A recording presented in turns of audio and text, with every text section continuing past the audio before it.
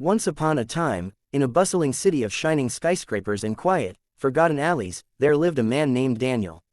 Daniel was a single father, a war veteran who had seen too much, lost too much, and yet held on fiercely to the one light in his life, his daughter, Lily. Every morning, he walked her to school, his military boots still carrying the weight of memories, and every evening, he read to her, filling their tiny apartment with warmth. He worked odd jobs, did construction shifts, and at times even donated plasma just to make ends meet. Life was never easy, but for Daniel, Lily was worth every sacrifice. Far across town, in a towering glass building, there was a woman whose name commanded respect in every boardroom, Elizabeth Kane. She was one of the youngest CEOs of a multi-billion-dollar company, known for her iron will, sharp intellect, and ability to turn collapsing businesses into empires. To the world, she was untouchable, powerful, and unshakable. But no one knew that behind her determined smile and tailored suits, she was hiding a secret. Elizabeth was ill. Her doctors had been fighting desperately to stabilize her rare condition, but her health was declining fast. It was the kind of illness money couldn't buy a cure for. Her closest associates noticed her sudden absences from meetings, her pale complexion, and her struggle to keep her energy alive. Whispers began circulating that their powerful CEO was dying. Elizabeth kept pushing, refusing to let her empire fall apart, but the truth was merciless, her time was running out. One fateful morning, Daniel was rushing to a construction site after dropping Lily at school when he heard the sirens. The streets ahead were blocked, and people whispered that someone important had collapsed during a business event. Daniel paid little attention until fate pulled him into the story. Elizabeth Kane had indeed collapsed. Cameras flashed as paramedics surrounded her, struggling to revive her. The media swarmed, reporting that the untouchable CEO was finally facing the battle of her life. Doctors tried everything: transfusions, experimental treatments, specialists flown in from abroad, but her body rejected it all.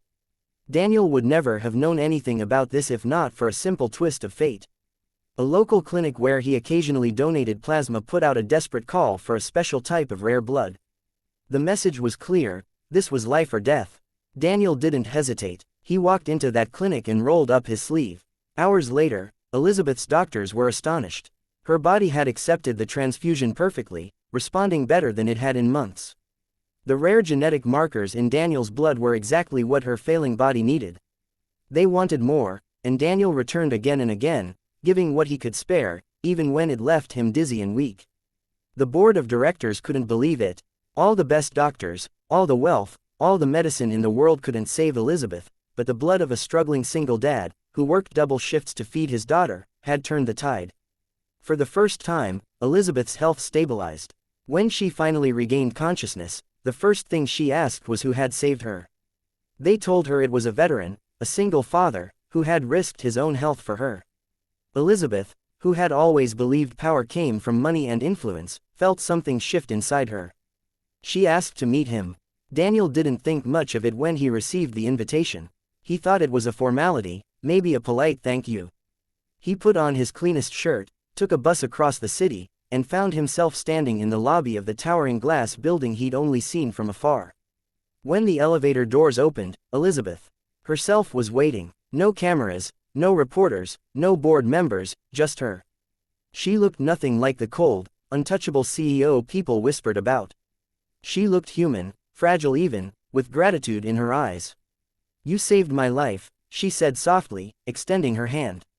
Daniel shifted awkwardly. "I just gave some blood. Anyone would have done it." "Not anyone," she replied, her voice trembling. "Do you know how many people refused when they found out what it would take?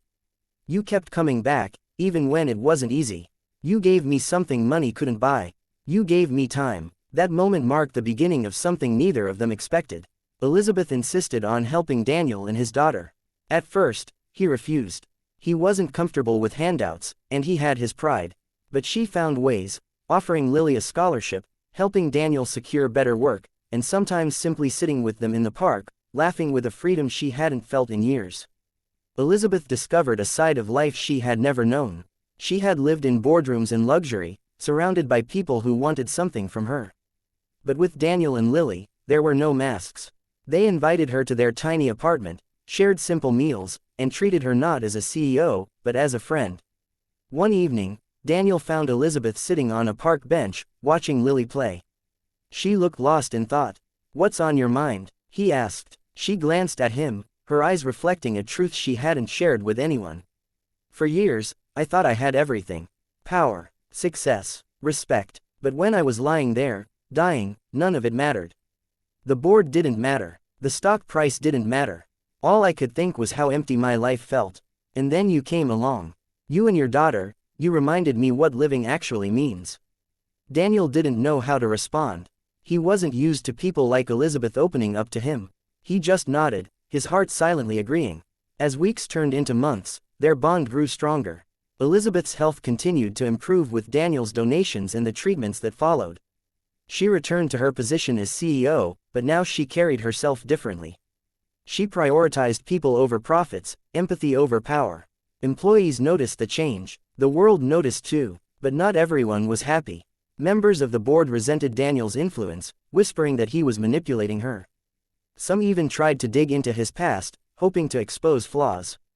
But every time, Elizabeth defended him fiercely. She had made up her mind.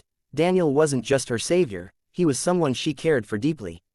One day, during a stormy board meeting, the directors questioned her judgment, asking why she trusted a single father from nowhere more than her seasoned advisors. Elizabeth stood, her voice unwavering. "Because when I was dying, none of you could save me. He did, not with money, not with power, but with his heart, and that's the kind of strength this company needs." The room fell silent. For the first time, the powerful board realized that their leader had found a new compass in life. Outside of the corporate walls, Elizabeth and Daniel's friendship blossomed into love. It wasn't easy. Daniel struggled with doubts. How could a man like him, with scars from war and the struggles of poverty, belong beside a woman like her? But Elizabeth silenced those doubts with every act of kindness, every moment of genuine affection. She adored Lily, often picking her up from school, helping with her homework, and even baking cookies with her late at night in their small kitchen. To Lily, Elizabeth wasn't the CEO everyone admired, she was simply, Liz, someone who cared. Months later, on a quiet evening, Daniel and Elizabeth stood on the balcony of her high-rise apartment, overlooking the glowing city. Elizabeth turned to him and whispered, "Do you realize you gave me more than just life? You gave me love. You gave me a family I never thought I'd have." Daniel looked at her, his voice soft. "And you gave me hope. You reminded me that even after everything I lost, there's still something worth living for." Their story soon became known, not because they wanted it to, but because the world couldn't stop talking about the billionaire CEO who had fallen in love with the man whose blood saved her life. But unlike the fairy tales spun by the media, the truth was much simpler. They were two broken souls who had found healing in each other. When they finally married, the world watched. Reporters called it a love story for the ages. But as Elizabeth walked down the aisle, her eyes were only on Daniel, and his on her. Lily stood between them, holding both their hands, smiling brighter than anyone else. From that day forward, they weren't just a veteran, a CEO, and a little girl. They were a family born not from wealth or status, but from sacrifice, courage, and the kind of love that heals even the deepest wounds. And for Daniel, the single dad who once thought he had nothing left to give, he finally understood, sometimes, giving everything doesn't leave you empty. Sometimes, it fills your life with more than you ever dreamed possible. This is the story of how all failed to save the dying CEO, until a single dad veteran's blood cured her, and won her heart.